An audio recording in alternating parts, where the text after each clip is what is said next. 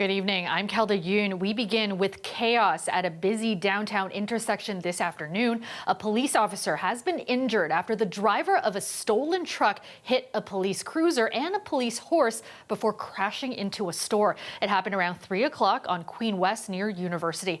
And that's where we find our Dale Manukduk. Dale, what can you tell us?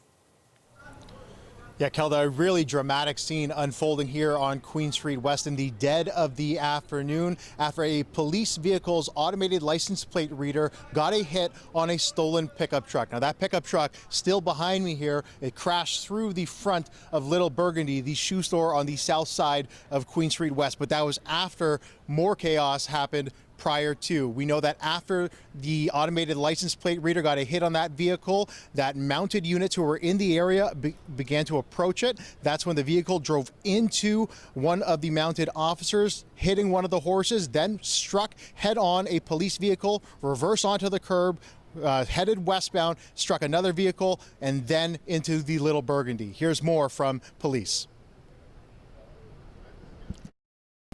The suspect was arrested after a short foot pursuit, as well as a passenger in the vehicle. The suspect has been taken to hospital with non-life-threatening injuries. One officer involved in the collision has also been taken to hospital with non-life-threatening injuries, and the mounted horse has been transported to a veterinary hospital for assessment. So in total, Kelda, we know that 2 people have been taken into custody. There is video circulating online of the short foot pursuit that happened after the crash. You can see somebody jumping out of the passenger side door, then heading westbound on Queen Street West. That's when police pursue as well. Now, we did ask officers about whether or not there was a danger to public safety on this pursuit, but they say that it wasn't a pursuit. They say that this stopped vehicle took off and basically the interaction ended where it began. Have a listen. There was no pursuit. The vehicle was stopped. Officers approached it, and then it took off and drove towards officers. And it was stopped basically in the same area. So there was no pursuit. And again, these situations are fluid. It was during an arrest. Thankfully, no one was seriously injured, but it was a very dangerous situation. Kelda, I did speak to one of the employees of Little Burgundy. They say that everybody in there was safe, obviously shaken by the incident, but no injuries to report from anyone inside the store. The police say that there is no threat to public safety based on what happened today, but they say that this is a symptom of all these stolen vehicles being driven in Toronto. We'll send it back to you.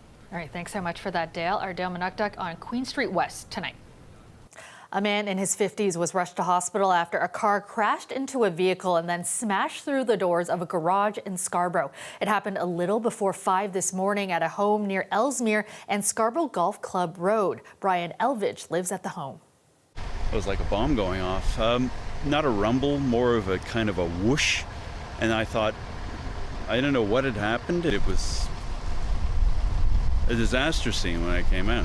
I mean, I came out through the side door, everything looked intact until I opened the door and there wasn't an inch that wasn't covered with glass or debris. Elvidge says he tried to attend to the driver but says he was unable to get in. Toronto Fire had to extricate the man from the vehicle. He was taken to hospital with life-threatening injuries and had to undergo surgery. Police say it's not yet clear what caused the crash. Toronto police announcing today they've made dozens of arrests and recovered hundreds of stolen vehicles as part of a special operation against auto theft. The suspects were allegedly taking stolen cars and changing their vehicle identification numbers to disguise and sell them. And as Chris Glover reports, police say the accused had some help from the inside. I can show you what the results of that stolen Tundra actually looked like. Less than 24 hours after this stolen truck was swiped, police say it was hacked to pieces to be sold for parts. These vehicles, as you will see behind us, were in various stages of being cut up and wrapped up to be shipped off to overseas locations. Superintendent Ron Tavener, along with Toronto's chief, unveiling an ongoing police operation where 360 stolen vehicles were recovered, valued at $14 million. Project Thoroughbred exemplifies our dedication to combating the persistent issue of auto thefts in our city. Curtailing the epidemic of auto thefts, particularly in the northwest end of the city. A car's vehicle identification number, or VIN, is basically like its unique fingerprint. Police say officers uncovered an illegal scheme where VINs on stolen vehicles were fabricated to disguise and sell them, all with the help, police say, of some of the very employees who register vehicles in Ontario. Service to Ontario employees are alleged to have knowingly used fake documents provided by the accused to create what would appear to be valid VIN numbers, where they were able to register the vehicles to make them legitimate to obtain license plate numbers. 59 people have now been charged with 302 offenses, including forged documents and possession of stolen property. Officers say they aren't done yet. At present, we have people that will be arrested. Okay, so at this point, of the however many, 59 people, none of those are employees at Service Ontario? Not yet. Okay. But they will be. Police say the vehicles were mostly stolen from the GTA, and some of them made it as far away as Europe and Africa. This is a very lucrative market for these stolen vehicles and stolen parts. They offer high rewards financially with minimum risk. City Council recently passed a motion to pressure the province to increase the risk by doing things like cracking down on the illegal practice of revinning. The motion also called on the federal government to do better at screening the authenticity of cars leaving the country. While we are equipped to pass various bylaws, we don't create new legislation. We don't have the ability to screen our national ports. But we can do is play a meaningful advocacy role at the table and focus and identify priorities. Now the Ford government is proposing legislation that creates a new provincial offense for fraudulent vehicle registrations with fake VINs. Penalties would include a fine of up to $100,000. It's these types of activities that, despite seeming like almost victimless crimes, are driving carjackings, late-night robberies, and chaos in communities throughout the province. Not to mention law-abiding citizens whose VIN numbers are being compromised. The NDP quickly releasing a statement criticizing the bill, saying it will do nothing to prevent auto theft. Auto theft is already a crime, but it is running rampant in our province, and we need preventative measures. Meanwhile, police are asking everybody to take preventative measures. For example, running a prospective car purchase through the manufacturer's website to verify the VIN is authentic. Make sure that you're aware of who you're buying from. And if a deal looks too good to be true, it probably is. Because it only takes mere hours for a stolen vehicle to be hacked apart.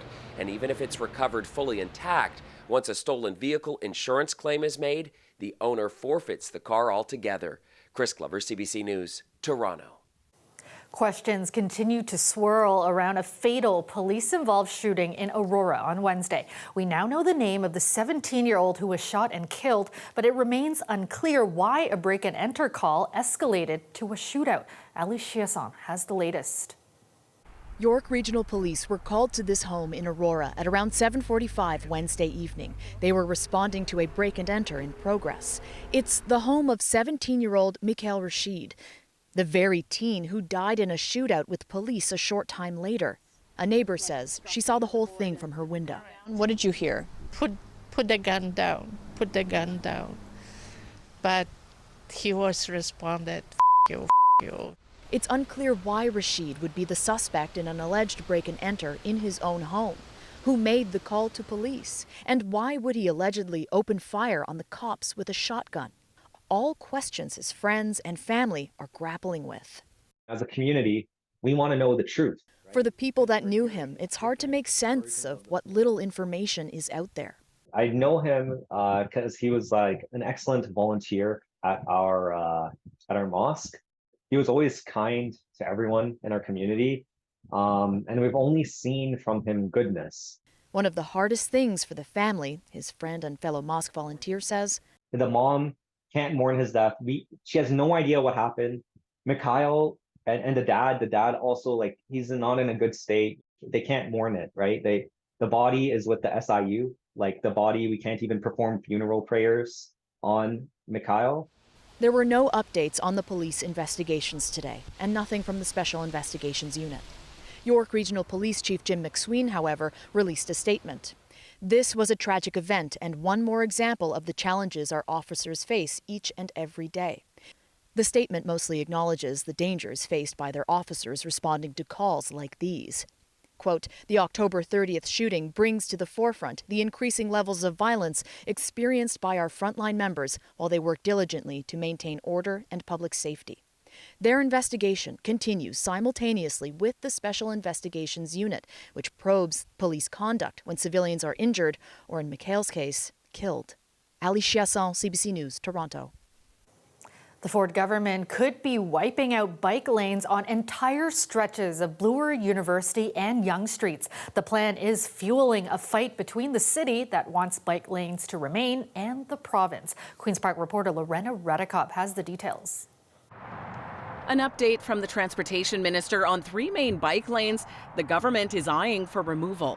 The entire street, whether it be Yonge Street, whether it be Bloor, whether it be University, can be removed, and we'll look forward to moving forward on that. The province says additional authorities to facilitate the removal will be in legislation. Other bike lanes that replaced a lane of car traffic could also go. The government is soliciting consultations until November 20th. Under your left. The Premier has been vocal. He doesn't like them. Let's kill businesses. Let's all go around and hop on our bicycle and go down the crowded streets that are just absolute insanity right now on Bloor, on Yonge, on University. No. The government says it's about relieving congestion. Bike lanes are normally under the authority of municipalities. The mayor says the lanes came following years of study. We want to give them the evidence, we want to submit information to them, but the way they're rushing it through, it's making it quite difficult. It's arbitrary, and I don't believe it's called for. The loudest voices against the bike lanes are from Etobicoke. That section along Bloor Street there doesn't get a lot of bike traffic. Nobody's using them, in effect. I mean, the percentages are less than 1% of cyclists versus 99% of car users, and people are frustrated. They sit there in traffic, nobody's moving, nobody's using them. It just doesn't make sense. Yonge Street north of Bloor is another spot that's had opposition. This stretch along Bloor Street near Bathurst is the busiest one the city has data for. Around 4,100 cyclists a day in summer, half that in winter. The local BIA wants the bike lanes to stay, saying they're better for business. They'd initially thought their section would be safe. This seems to be written up on a napkin every night in the dark, and we just learn in the morning what today's plan is. We do feel very vulnerable on this front. He's already reached out trying to talk to the Premier and the Minister and wants to be part of the consultations. As for how quickly any changes could come, We have to pass the legislation, and it's our intention to move as quickly as possible. Meanwhile, the Mayor says the city will be looking at what its next steps might be, including whether it can challenge this. Lorena Redekop, CBC News, Toronto. Horses, cows, chickens, even alpacas are taking center stage as the Royal Winter Fair kicks off today at Exhibition Place. In 1921, small group of notable farmers, horsemen got together to plan an exhibition. Since then, the fair has grown into the largest indoor agricultural and equestrian event in the world. Mayor Olivia Chow was joined by organizers and other politicians at an opening ceremony this afternoon, including Prime Minister Justin Trudeau. The fair is now in its 102nd year, celebrating the very best livestock, horsemanship, and fresh produce Canada has to offer. It's expected to attract hundreds of thousands of visitors over its 10-day run. And as we head to break, here's a look at the fireworks in Brampton tonight as the city celebrates Diwali. Stay with us. We've got more news from our city after the break.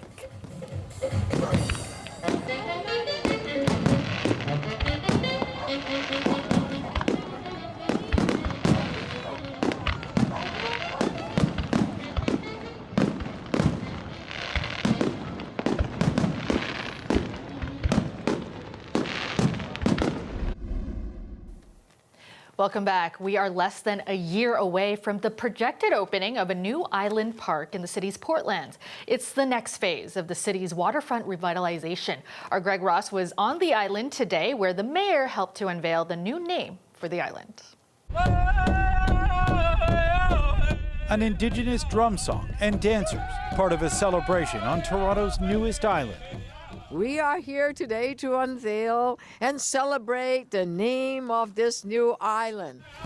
The task of naming the island was given to the city's Indigenous community as part of a commitment to reconciliation. An Indigenous advisory circle was formed to handle the task. After a year of consideration, First Nations elder advisor Shelley Charles says they finally settled on one. So it's Okwemin Minising. Which means? Okwemin is a woman's medicine, and Minising is island. The name was chosen as an acknowledgement of the natural history of the land. And as a symbol of that today, they planted a black cherry tree. It used to be that those trees were abundant here in this area specifically because it is so sandy. And with 100 or so new black cherry trees already planted here, they will be plentiful again. The island was created as part of the city's flood protection project, which included redirecting the Don River. The mandate of the Fort Lands flood protection, which began many years ago, is the revitalization of the eastern waterfront. A new island was to be created with the naturalization of the river. We will protect approximately 290 acres of land from flooding. A brand new park is set to open here next year. The long-term plan is to redevelop the land on the island and create a new community with affordable housing. Greg Ross, CBC News, Toronto. With Halloween now come and gone, Toronto's Distillery district is looking ahead to Christmas as this year's tree officially arrives. The guys at Drysdale Farms are great. They go about looking all year for us for the perfect tree. And honestly, they actually look for trees even into the future. So we've actually got the next, let's say, couple of years where the tree is already kind of picked. And what they'll look for is obviously the right height. So we're looking for a plus 50-foot tree. We're looking for a certain sort of width, the girth of it, which is around 25 feet. The tree this year is a 55-foot tall silver fir. It was sourced from a farm outside of Orangeville. The distillery will host its annual tree lighting ceremony on November 13th with a guest appearance from the jolly old man in red himself. And we are one day away now from the Toronto Raptors retiring Vince Carter's jersey. The Raptors superstar will be the first in franchise history to have his number retired. And before that happens tomorrow, Air Canada paying tribute to Carter today with a special livery on one of its planes, a fitting tribute given one of his many nicknames. It's like Vinsanity, yeah, Air Canada, and half man, half amazing. You asked me that when I was coming out of high school, like, yeah, you're gonna have a plane with your name and what is considered a signature dunk and your signature that you really like. The plane featuring Carter's number, signature, and dunk will fly in the skies until spring next year. He was one of the Raps' early stars before leaving in 2004 after asking for a trade. And Carter retired from the league just 4 years ago. His jersey will be retired before tomorrow's home game against the Sacramento Kings. And here's a look at our city as we take a short break. Stick around, we'll be right back with your extended forecast next.